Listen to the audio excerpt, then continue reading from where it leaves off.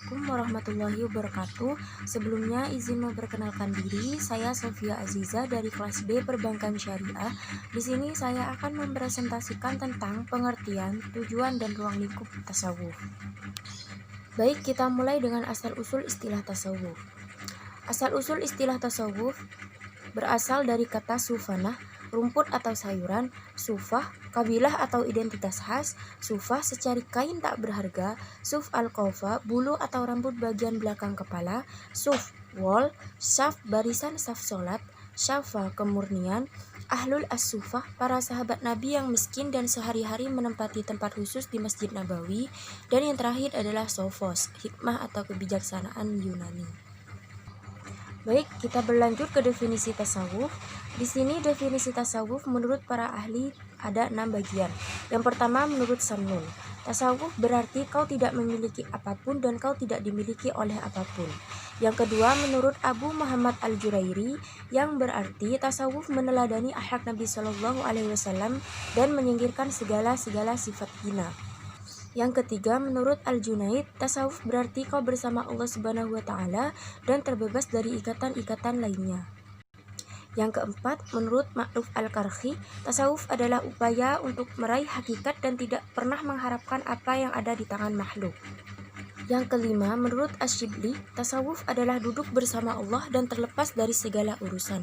Dan yang terakhir, menurut Al-Ghazali, tasawuf adalah menyucikan hati dari apa aja yang selain Allah. Baik, kita berlanjut pada definisi sufi menurut para ahli. Yang pertama, menurut Al-Junaid, menjadi sufi berarti menjadikan kebenaran sebagai jalanmu dan mematikan dirimu sendiri untuk kemudian hidup melaluinya. Yang kedua, menurut Husain Ibnu Mansur Al-Hajj, sufi adalah orang yang esensinya satu, tidak seorang pun mengakuinya dan dia tidak mengakui siapapun. Yang ketiga, menurut Abu Hamzah Al-Baghdadi, tanda seorang sufi sejati adalah miskin padahal sebelumnya kaya, terhina padahal sebelumnya dihormati, dan tersembunyi padahal sebelumnya terkenal. Yang terakhir, menurut Zu Al-Nun Al-Mishri, mereka adalah orang yang menyukai Allah lebih dari segala sesuatu dan disukai Allah lebih dari segala sesuatu. Baik, kita berlanjut pada pengertian tasawuf, sufisme, arketisme, dan mistisme. Tasawuf adalah ajaran untuk mengenal dan mendekatkan diri kepada Allah sehingga memperoleh hubungan langsung secara sadar dengannya. Sedangkan sufisme adalah nama umum bagi berbagai aliran sufi dalam agama Islam. Dan asketisme adalah paham yang mempraktikkan kesederhanaan, kejujuran, dan kerelaan berkorban. Dan mistisme adalah ajaran yang menyatakan bahwa ada hal-hal yang tidak terjangkau oleh akal manusia. Menurut J.B.J. Hilterman, tasawuf adalah paham mistik dalam agama Islam sebagaimana Taoisme di Tiongkok dan ajaran yoga di India. Sufisme, gambaran pemahaman tentang konsep akhlak dalam kehidupan sosial dan ihsan dalam kehidupan spiritual. Penamaan tasawuf belum dikenal pada abad permulaan Hijriah. Tasawuf sebagai sebuah nama atau disiplin ilmu yang melembaga pada sekitar abad kedua Hijriah. Baik, kita berlanjut kepada materi selanjutnya, yaitu tujuan tasawuf. Sasaran tasawuf meliputi pembinaan aspek moral, makrifatullah melalui metode Kai al-Hijab, bahasan tentang sistem pengenalan dan hubungan kedekatan Tuhan dan makhluk. Tingkatan hakikat, terbukanya hijab tentang perkara goib, terpeliharanya jiwa dari akhlak tercela, dimudahkan dalam mengerjakan kebaikan. Untuk pembahasan selanjutnya adalah ruang lingkup tasawuf. Menurut etimologis, ruang lingkup tasawuf yakni membersihkan hati dari berbagai hambatan yang menjadikan diri melupakan Allah serta menata dan mengkondisikannya untuk selalu bersamanya melalui aktivitas vertikal. Secara terminologis adalah upaya pembersihan hati untuk memudahkan aktivitas vertikal sehingga menabur kedamaian dan kesejukan hati kepada sesama akhlak mengedepankan, sedangkan tasawuf menekankan aspek sofil qulbi.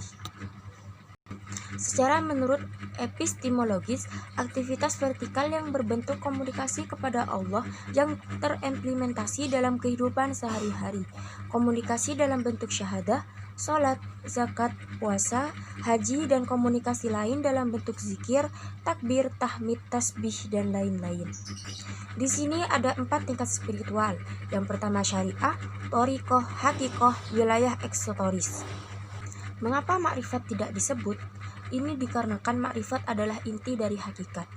Makrifat sendiri memiliki pengertian penghayatan puncak pengenalan keesaan Tuhan dalam wujud semesta dan wujud dirinya sendiri. Pada titik inilah pengenalan ini akan terpadu makna tawakal dan tauhid yang melahirkan sikap pasrah total kepada Allah dan melepaskan dirinya dari ketergantungan mutlak pada sesuatu selain Allah. Hakikat sendiri memiliki arti yaitu kebenaran hakiki atau menyelami dan mendalami yang tersurat dan tersirat dalam syariat. Tarekat adalah metode khusus yang dipakai oleh salik menuju Allah melalui tahapan-tahapan, dan syariah yakni ilmu yang merupakan tahapan pertama dalam sesuatu keilmuan rohani Islam. Menjalankan ibadah sesuai dengan petunjuk Al-Quran, As-Sunnah, dan ijtihad yang mengatur seluruh aspek kehidupan, baik yang berhubungan langsung dengan Allah, sesama manusia, maupun dengan alam semesta. Syariat di sini mempunyai 2 dimensi. Yang pertama, al-amal az-zahirah, yang berarti yang memiliki 2 pengertian. 1. Ibadah. Ibadah di sini meliputi sholat, zakat, puasa, haji, dan jihad.